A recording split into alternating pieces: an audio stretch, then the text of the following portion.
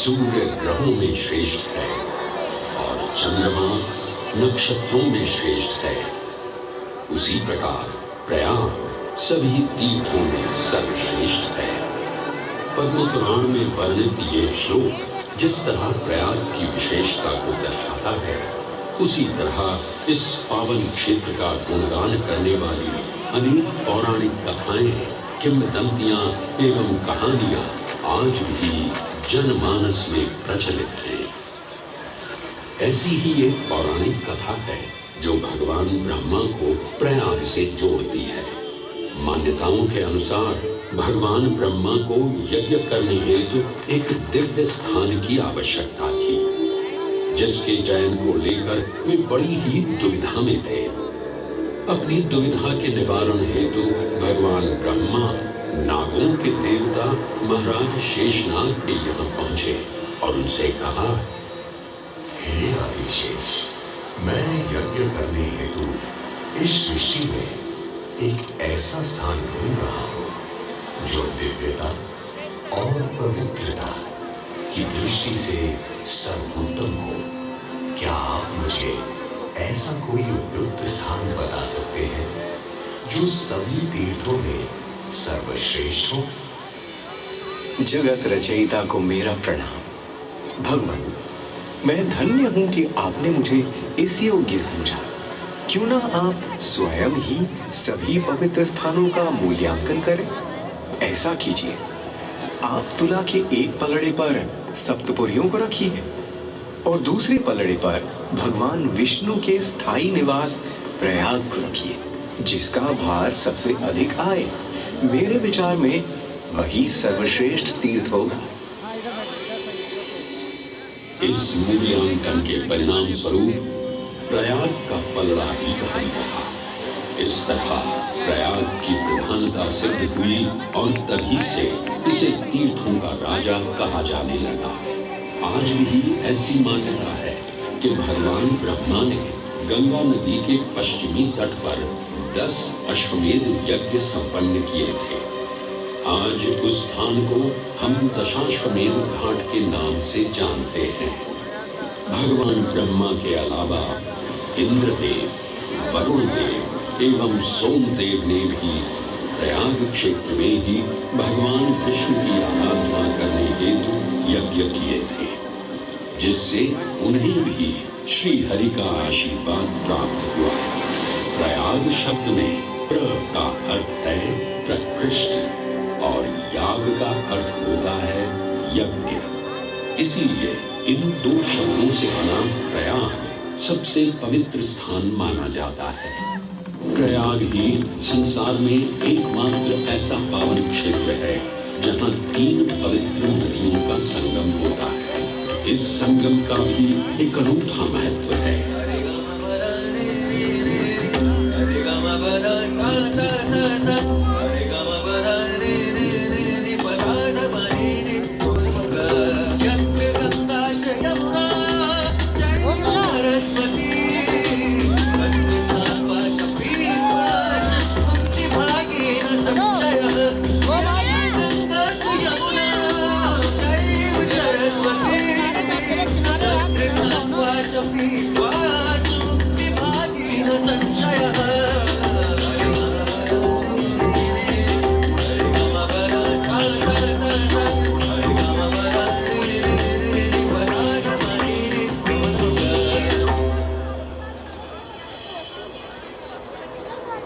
प्रयाग में गंगा, यमुना और सरस्वती जैसी 3 सबसे पवित्र और पूजनीय नदियों का दिव्य संगम होता है।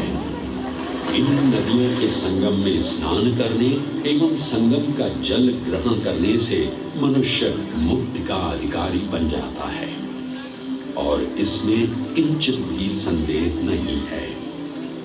ब्रह्म पुराण में ब्रह्मा जी भी कहते हैं कि प्रयाग में सरस्वती जी अदृश्य रूप में आकर गंगा जी से मिलती हैं। इसलिए इस क्षेत्र को सरस्वती तीर्थ संगम भी कहा गया है। सरस्वती नदी के अदृश्य रूप से मिलने के पीछे भी एक पौराणिक कथा सुनने को मिलती है। ऐसा माना जाता है कि बद्रीनाथ क्षेत्र की गुफाओं में जब वेद व्यास जी भगवान गणेश को महाभारत की कथा सुना रहे थे, तब उस क्षण सरस्वती जी हिम शिखरों से टकराते हुए अपना मार्ग बनाती हुई बड़ी ही तीव्र गति से बह रही थी। सरस्वती नदी के इस तेज बहाव से उत्पन्न होने वाली तेज ध्वनि वेद व्यास जी का ध्यान भंग कर रही थी।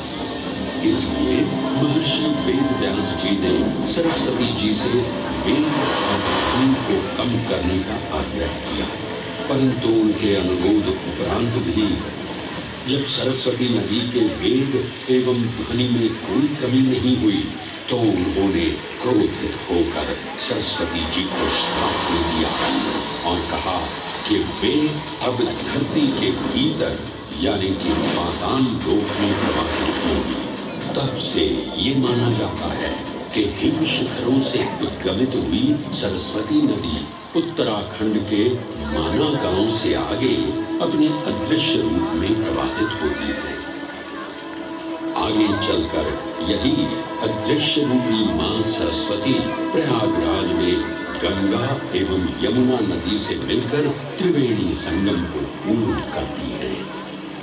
ये प्रयाग नगरी पवित्रता का उद्गम है, जिसके अंश हमें वेदों एवं पुराणों में भी मिलते हैं, जिनमें वर्णित है सुरों असुरों द्वारा हुआ समुद्र मंथन। अमृत प्राप्ति के लिए सुरों और असुरों ने एकजुट होकर क्षीर सागर का मंथन किया, जिसके संदर्भ में पुराणों में विभिन्न कथाएं देखने को मिलती हैं। उन्हीं कथाओं में एक कथा महर्षि दुर्वासा और इंद्रदेव से संबंधित है। इस कथा के अनुसार ऋषि दुर्वासा ने इंद्रदेव से प्रसन्न हो उन्हें पारिजात पुष्पों की एक दिव्य माला भेंट की, जिसे इंद्रदेव ने साधारण पुष्पों की माला समझ स्वयं धारण न कर उसे अपने वाहक गजराज ऐरावत के मस्तक पर रख दिया। पल भर में गजराज ने वो माला धरा पर गिरा उसे अपने पैरों तले रौंद दिया। ऋषि दुर्वासा से ये अपमान सहन न हुआ और उसी क्षण क्रोधित हो उन्होंने इंद्रदेव को श्राप दे दिया। हे अहंकारी इंद्र, तेरा इतना दुस्साहस कि तूने मेरा अपमान किया। जिस वैभव एवं शौर्य पर तू इतरा रहा है, क्षण भर में ही तेरा ये वैभव, प्रतिष्ठा, शक्तियां सब नष्ट हो जाएंगी। अत्रि पुत्र दुर्वासा समस्त देवगणों को श्रीहीन होने का श्राप देता हूं।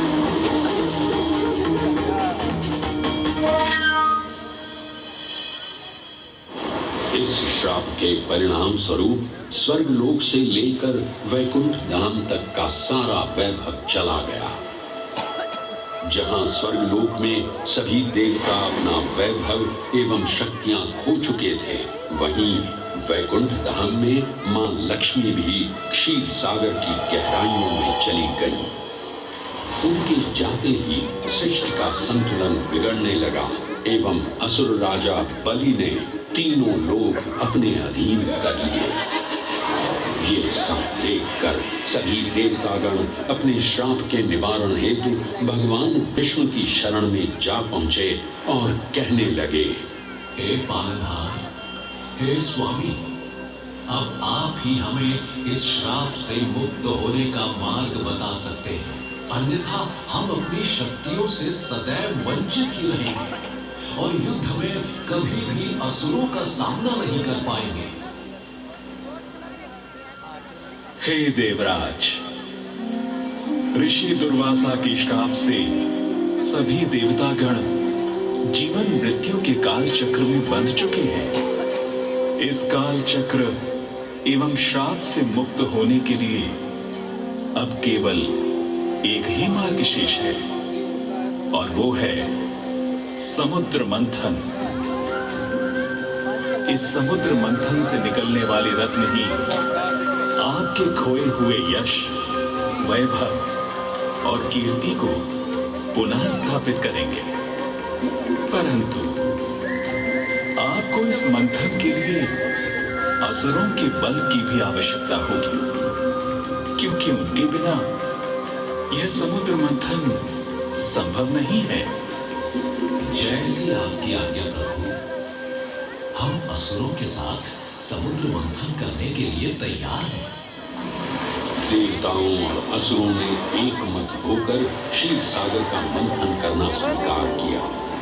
जहां मंदार पर्वत मथनी के रूप में आए तो वहीं वासुकी नाग को नेति की भूमिका मिली।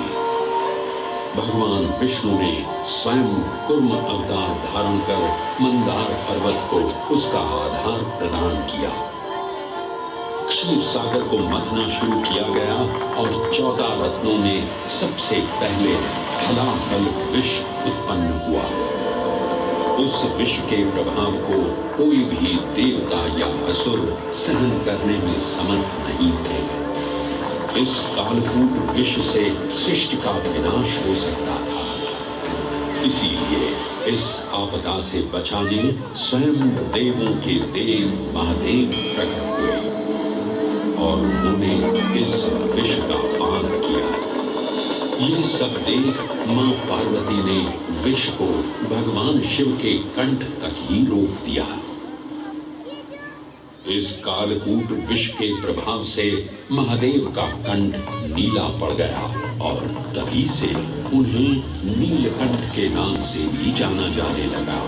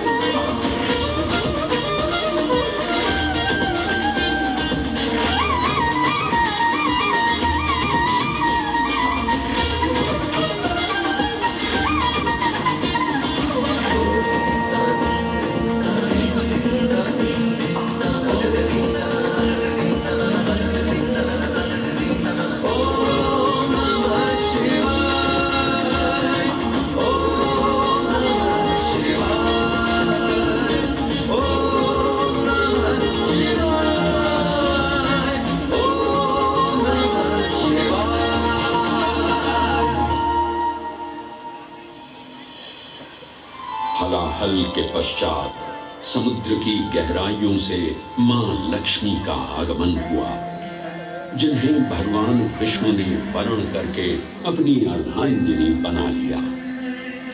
इसके पश्चात समुद्र मंथन से एक एक कर कामधेनु गाय, पारिजात वृक्ष, चंद्र, कल्प वृक्ष, अपार सुंदर अप्सराएं, गंधर्व, शंख, उच्चैश्रवा, वारुण एवं कौस्तुभ मणि जैसे अनेक रत्न उत्पन्न हुए। लेकिन सभी को जिस रत्न की सबसे अधिक प्रतीक्षा थी, उस रत्न का निकलना अभी बाकी था।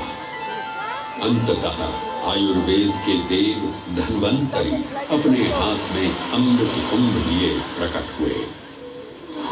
अमृत कुंभ पाने की लालसा में सुरों और असुरों के मध्य एक घमासान युद्ध आरंभ हो गया। इसी युद्ध के दौरान स्वरभानु नाम का एक असुर अमृत कुंभ को अपने अधीन कर पाताल लोक की ओर चल दिया। तब अमृत कलश को वापस पाने हेतु देवतागण अपने आराध्य भगवान विष्णु का स्मरण करने लगे। तदोपरांत भगवान विष्णु एक सुंदर अप्सरा मोहिनी का रूप धारण कर पाताल लोक पहुंचे, जिसे देख सभी असुर सम्मोहित होने लगे।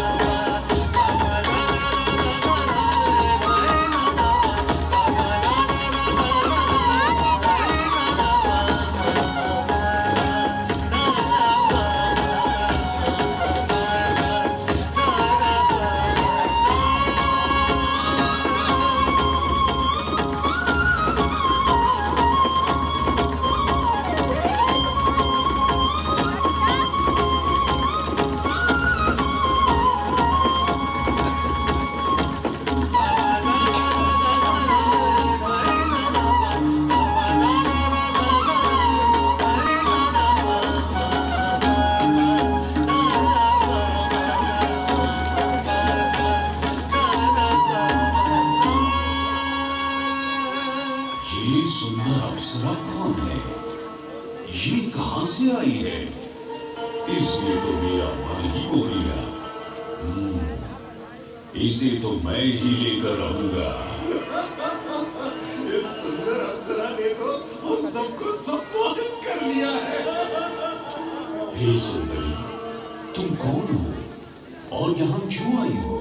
हे असुरराज, मैं मोहिनी हूँ और आप ये समझ लीजिए कि मैं आप ही की सहायता हेतु यहाँ पर आई हूँ। हमारी सहायता हेतु? परंतु वो कैसे सुंदरी? मैं आपको ये ज्ञात कराने आई हूँ कि अमृत की असली शक्ति और गुण तो कलश के तल में विद्यमान है, जबकि ऊपर तो केवल जल मात्र है, जिसके ग्रहण करने से ज्यादा कोई लाभ न होगा। आप सभी इस अमृत को देवताओं के साथ बांट लीजिए। आखिर आप सभी ऋषि कश्यप के ही तो पुत्र हैं। देवताओं के साथ अमृत बांटने से एक तो आपका वैभव बढ़ेगा और दूसरा जो अमृत का फलदायक भाग है उसे आप ही ग्रहण कर सकेंगे। हे मनमोहिनी, तुम सत्य ही कह रही हो, परंतु अगर हमने ये अमृत कलश देवताओं को दे दिया तो क्या पता वे सारा अमृत स्वयं ही ग्रहण कर लें और हम सभी असुर इससे वंचित ही रह जाएं। आप निश्चिंत रहिए, ऐसा कदापि नहीं होगा। मैं स्वयं ही सभी सुरों और असुरों को अमृत पान करवाऊंगी और साथ ही साथ ये सुनिश्चित भी करूंगी कि अमृत का फलदायक भाग आप सभी को ही प्राप्त हो। बस फिर क्या था, भगवान विष्णु की अपरंपार लीला आरंभ हुई। जहां एक ओर सभी देवतागण विराजे तो वहीं दूसरी ओर सभी असुर। मोहिनी रूप धारण भगवान विष्णु एक एक कर सभी देवताओं को अमृत पान करवाने लगे, जिससे वे पुनः अपनी शक्तियां प्राप्त कर सकें। परंतु स्वरभानु नाम का असुर जल्द ही भगवान विष्णु की ये चालाकी भांप गया और चुपचाप देवता वेश धारण कर उन्हीं के बीच में जाकर विराजमान हो गया। तब जैसे ही मोहिनी स्वरभानु को अमृतपान कराने हेतु अग्रसर हुई, ठीक उसी क्षण सूर्य एवं चंद्रमा स्वरभानु का असली रूप पहचान गए। ये ज्ञात होते ही भगवान विष्णु अपने मूल रूप में परिवर्तित हो गए और अपने सुदर्शन चक्र से स्वरभानु का सिर धड़ से अलग कर दिया। परंतु तब तक अमृत की 2 बूंदें स्वरभानु के कंठ से उतर चुकी थी, जिसके चलते वो अमरत्व प्राप्त कर चुका था। इस तरह स्वरभानु के कटे हुए सिर के भाग को राहु का नाम मिला और धड़ को केतु के नाम से जाना जाने लगा। माना जाता है कि प्रतिशोध की ज्वाला में ज्वलित राहु एवं केतु सूर्य एवं चंद्रमा पर ग्रहण लगाते हैं। इस प्रकार सूर्य और चंद्र पर ग्रहण लगना राहु और केतु का प्रतिशोध माना जाता है। भगवान विष्णु की ये लीला देख सभी असुर अचंभित हो उठे। इससे पहले कि वे कोई प्रतिक्रिया दे पाते, भगवान विष्णु के वाहन पक्षीराज गरुड़ ने शीघ्रता से अमृत कलश को उठा लिया और अपने साथ लेकर स्वर्गलोक की ओर उड़ चले। कहते हैं पक्षीराज की इस यात्रा के दौरान पृथ्वी पर 4 जगह अमृत की कुछ बूंदें छलक कर गिर पड़ी थी और इन बूंदों से उन नगरों की नदियों के पानी में अमृत जैसे गुण आ गए थे।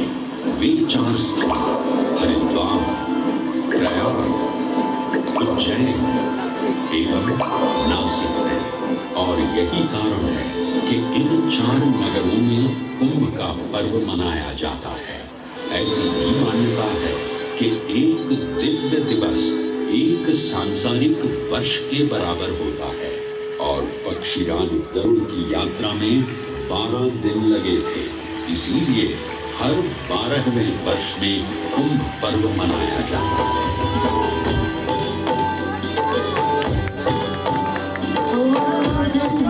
मेरा धर्म सनातन, अमृत यहाँ की जलधारा। धन्य है मेरा धर्म सनातन, अमृत यहाँ की जलधारा। भक्त जनों का हुआ समागम, खुशियों का जय जयकारा, खुशियों का जय जयकारा। गंगा यमुना सरस्वती का संगम, तीनों में समाया सृष्टि का राम, सृष्टि का राम। जिन्हें नहाए जो पाए वो मुक्ति, हर एक बूंद यहाँ ईश्वर का परमेश्वर का पराग। रोशन है धरती और गगन, रोशन हर कुंभ है, महाकुंभ है, कुंभ है, महाकुंभ है, महाकुंभ है, कुंभ है, महाकुंभ है। ओ लागी कमारी मन भगवान करता कुंभ है, संगम देवों की महिमा का गुणगान करता कुंभ है।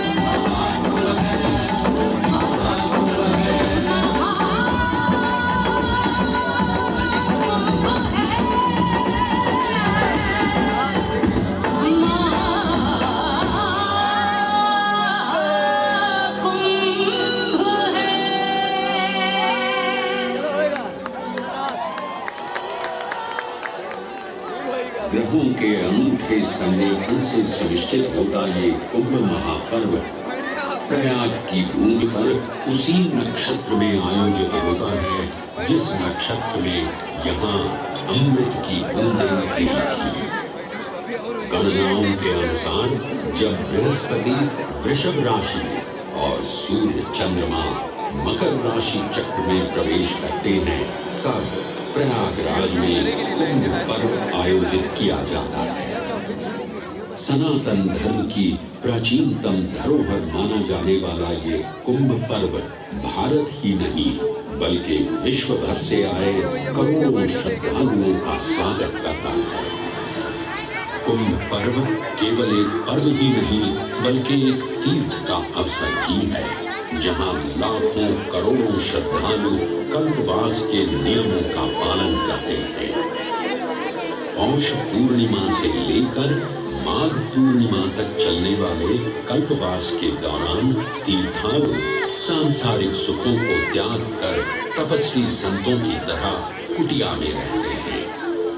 उनकी दिनचर्या ब्रह्म मुहूर्त में गंगा स्नान से शुरू हो संध्या वंदना और भजन कीर्तन जैसे आध्यात्मिक कार्यों के साथ रात्रि तक समाप्त होती है। श्रद्धालु दिन में केवल एक ही बार भोजन ग्रहण कर मानसिक रूप से धैर्य, अहिंसा और भक्ति भाव में लिप्त रहते हैं। ऐसी मान्यता है कि जो कल्पवासी मोक्ष की अभिलाषा लिए कुंभ पर्व में कल्पवास के नियमों का पालन करते हैं उन्हें मोक्ष अवश्य ही प्राप्त होता है। पारंपरिक रूप से इस आध्यात्मिक पर्व की औपचारिक शुरुआत का श्रेय 8वीं शताब्दी के हिंदू दार्शनिक और संत आदि शंकराचार्य को दिया जाता है। उन्होंने न केवल 4 पवित्र मठों पुरी, श्रृंगेरी, द्वारका और बद्रीनाथ की स्थापना की थी बल्कि सन्यासी परंपरा को जीवित रखने हेतु 10 सन्यासी व्यवस्था का गठन भी किया था जिसके अंतर्गत निर्वाणी, अटल, निरंजनी, आनंद, जूना, आवाहन और अग्निसात नामक 7 अखाड़े निर्मित हुए। आदि शंकराचार्य का उद्देश्य शास्त्रों के ज्ञान को आपस में साझा कर सनातन धर्म के दार्शनिक आधारों को सुदृढ़ और परिपक्व करना था। अतः धर्म की सभी शाखाओं को संगठित रखने हेतु आदि शंकराचार्य ने प्रयाग की भूमि पर कुंभ पर्व को पुनः आयोजित किया। आज के इस दौर में कुंभ पर्व की महत्ता का अनुमान इसी बात से लगाया जा सकता है कि यूनेस्को द्वारा मानवता की अमूल्य सांस्कृतिक विरासत की प्रतिनिधि सूची में इस पर्व को शामिल किया गया है।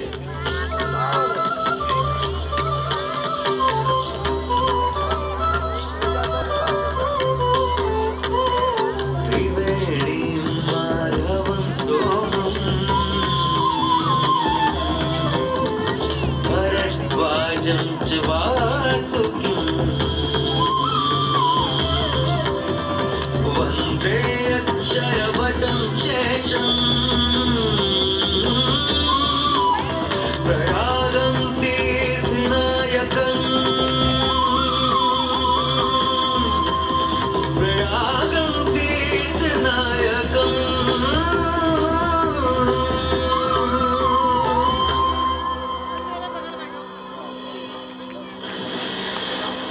त्रिवेणी, माधव, सोम, भरद्वाज, वासुकी, अक्षयवट और शेषनाग, प्रयाग के इन सातों तीर्थ नायकों की हम वंदना करते हैं।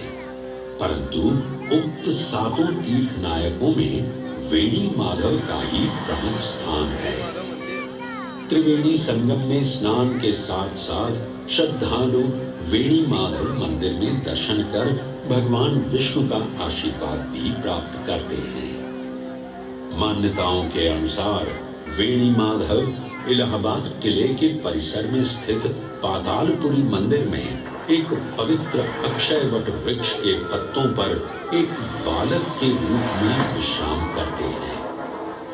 पौराणिक कथाओं के अनुसार अक्षयवट एक शाश्वत वृक्ष है जो भगवान विष्णु का स्थायी निवास है, जहां से वे सृष्टि का पुनः निर्माण करते हैं। त्रेता युग में भी अक्षयवट वृक्ष का उल्लेख देखने को मिलता है। कहा जाता है कि भगवान श्री राम, माता सीता एवं अनुज लक्ष्मण अपने वनवास काल में इस स्थान पर आए थे। वैसे तो भगवान श्री राम का वनवास प्रयाग में श्रृंगी ऋषि को समर्पित श्रृंगवेरपुर धाम से आरंभ होता है। ये वही स्थान है जहां निषाद राज गुह ने भगवान श्री राम, माता सीता और अनुज लक्ष्मण को गंगा पार जाने के लिए सहायता प्रदान की थी। श्रृंगवेरपुर से प्रभु श्री राम ऋषि भरद्वाज के आश्रम पहुंचे थे। भरद्वाज मुनि बसहि प्रयागा, गोस्वामी तुलसीदास जी ने रामचरितमानस में ऋषि भरद्वाज का निवास स्थान प्रयागराज ही बताया है। ऋषि भरद्वाज से त्रिवेणी संगम की महिमा सुन प्रभु श्री राम, माता सीता और अनुज लक्ष्मण त्रिवेणी संगम में स्नान कर तीनों नदियों का आशीर्वाद प्राप्त करते हैं। इसी कड़ी में एक प्रचलित कथा के अनुसार संगम तट पर ही माता सीता ने प्रभु श्री राम से महादेव और परम शक्ति मां पार्वती की आराधना करने की अपनी मनोकामना को व्यक्त किया था, जिसके उपरांत प्रभु श्री राम ने यमुना तट पर भगवान भोलेनाथ और मां पार्वती को समर्पित एक मंदिर का निर्माण करवाया था, जिसे आज हम मनकामेश्वर मंदिर के नाम से भी जानते हैं। त्रेता युग में स्वयं प्रभु श्री राम ने माता सीता के साथ इसी मंदिर में भगवान शिव एवं मां पार्वती की पूजा अर्चना कर उनसे आशीर्वाद प्राप्त किया था। महादेव के इस प्राचीन मंदिर से अगर थोड़ा आगे चले तो उन्हीं के अंशावतार पवन पुत्र हनुमान जी का मंदिर भी विद्यमान है। जय जय महाबली हनुमान,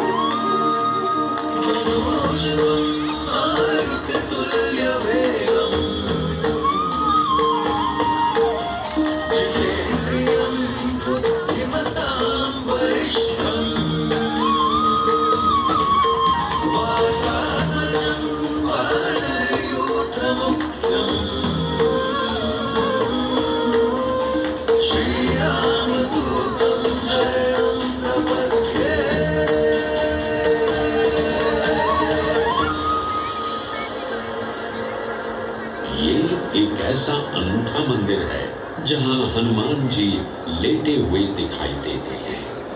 प्रचलित कथाओं की माने तो हनुमान जी के आदेशानुसार बाघंबरी बाबा को इस तट पर उत्खनन करते समय हनुमान जी की एक दिव्य मूर्ति प्राप्त हुई थी, जिसके फलस्वरूप आज यहाँ बड़े हनुमान जी का मंदिर विद्यमान है। इस चमत्कार से विस्मयाभिभूत हुए बाबा बाघंबरी ने हनुमान जी की सेवा में अपना जीवन समर्पित कर दिया।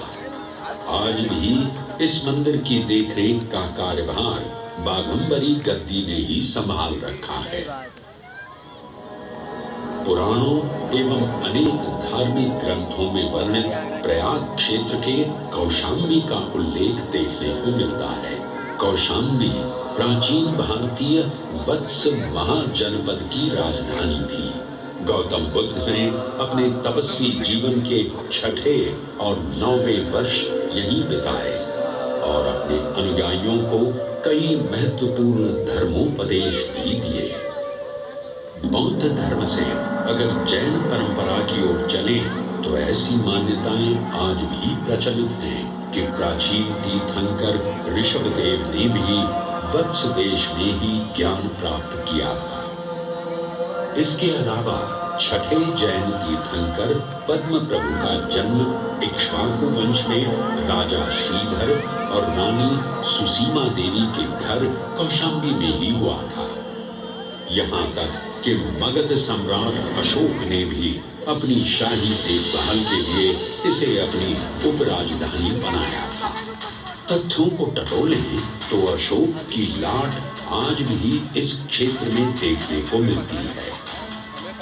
धार्मिक विविधता से परिपूर्ण प्रयाग क्षेत्र एक ऐसा अनूठा क्षेत्र है जहां ज्ञान का प्रकाश फैलाने सिख गुरु भी पधारे हैं।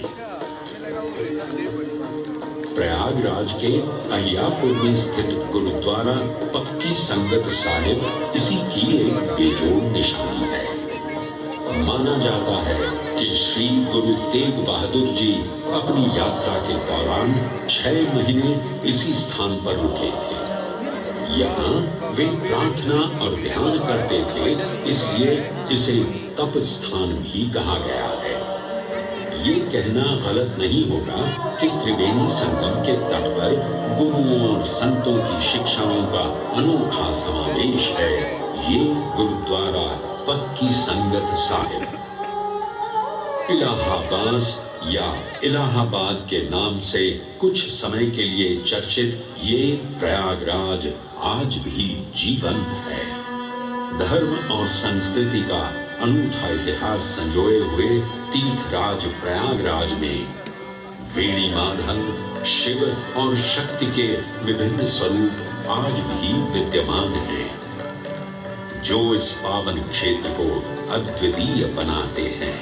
प्रयागराज की इतनी विशाल पृष्ठभूमि समझने के बाद लगता है कि ये कहना कभी गलत नहीं होगा कि प्रयागराज सिर्फ एक शहर नहीं बल्कि अपने अंदर दैवीयता, विविधता और धार्मिकता को संजोए हमारा पूर्ण गौरवशाली इतिहास है।